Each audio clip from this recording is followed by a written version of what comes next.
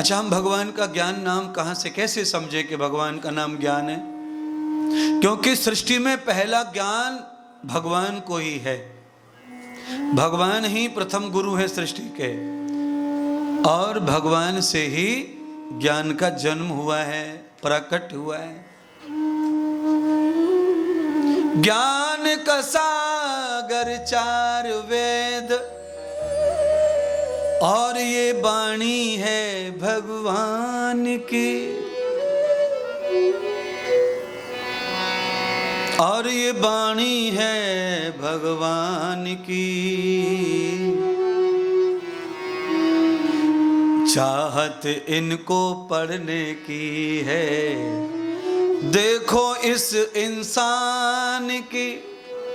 इंसान वेद पढ़ना चाहता है, ज्ञान लेना चाहता है, पर पढ़ नहीं पाता है और ज्ञानी बन नहीं पाता है। बहुत सारे वेद ज्ञानी भारत में ऐसे हैं जो गुटखा खाते हैं। बोलो, बहुत मंत्र याद हैं, बड़े बड़े यज्ञ करवाते हैं, आचार्य की पदवी पर बैठते हैं और गुटखा चबाते रहते हैं। अब इनको कैसे कहूं कि ये वेद पढ़े? है भाई, ऐसे आदमी को तो ऐसा लगता है कि इसने वेद को कभी खोल के भी देखा नहीं है। ये कौन है? ऐसे ये लोग हैं जो भगवान के द्वारा अनाथ किए गए हैं। ये अनाथ हैं, इन्हें वेद का ज्ञान है, भागवत का ज्ञान है, सब रट पढ़ के बैठे रट्टू, पर खाने पीने जीवन का ज्ञान नहीं है। अच्छा, वेद भगवान ने क्यों बनाया है? मनुष्य के जीने के लिए बनाया है। पहले भगवान ने ज्ञान को जन्म दिया। आज कथा सुना सकता हूं, टाइम रहा तो, पर जिस तरह कथा सुना रहा हूं, कई महीने में भगवान का जन्म होगा। कई महीने लगेंगे गया जी की धरती पे, हैं?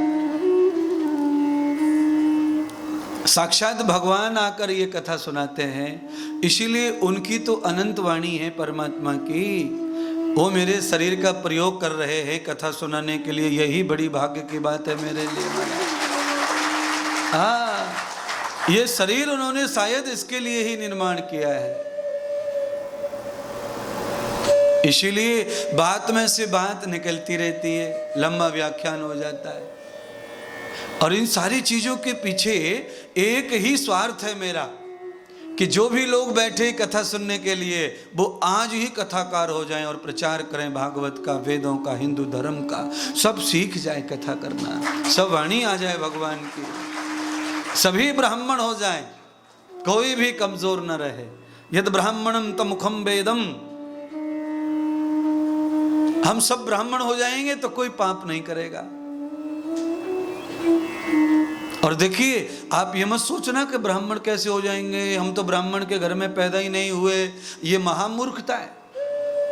ब्राह्मण होने के लिए ब्राह्मण के घर में पैदा होने की कोई जरूरत, बिल्कुल जरूरत नहीं है, कोई आवश्यकता नहीं है। जीवन में एक बार ब्राह्मण होने का सबको मौका मिलता है, और वो कब मिलता है? बचपन से लेकर 25 वर्ष की आयु, जिसे हम विद्या काल, ब्रह्मचर्य काल कहते हैं, ये है ब्राह्मण काल। इसके बाद में आता है दूसरा काल, जिसे हम गृहस्थ कहते हैं, यह है क्षत्रिय काल। इसमें वीरता चाहिए गृहस्थ करने के लिए। एक और काल आता है फिर गृहस्थ के बाद वानप्रस्थ, वो है वैश्य काल। उसमें संपत्ति इकट्ठी करनी चाहिए अगले जन्म के लिए। फिर आता है शूद्र काल। शूद्र काल कब आता है? उठा जाए न बैठा जाए, ये शूद्र काल है। इसमें क्या करना चाहिए भी?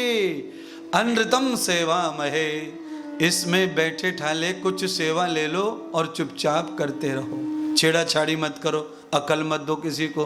बूढ़े आदमी को ज्यादा अकल नहीं देनी, चुपचाप लगे रहो सेवा में। बुद्धिहीन होकर शूद्र बनकर जो बुढ़ापा काट लेगा उसका कट जाएगा, और जो टीचिंग करेगा उसका कटने वाला उसका नहीं कटेगा। महात्मा इंद्रदेव कितना बढ़िया रास्ता सरल कर देते जी ने, है? पर ये बुढ़ियाएं और बूढ़े बाबा जिंदगी भर गधेपने से जीते और बुढ़ापे में प्रोफेसर बनते। है? बुढ़ापे में प्रोफेसर बनेंगे, बड़ो ऊंचो ऊंचो ज्ञान देंगे छोरा छोरी को। है?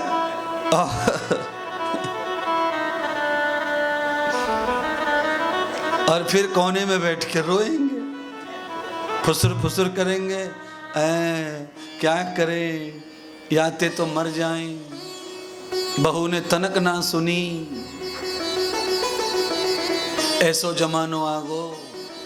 ये हाल है महाराज, कैसा जमाना आ गया है। अरे आजकल के बच्चे नहीं सुनते, दादी पूरे मोहल्ले में बदनाम करती फिर रही है, बोलो।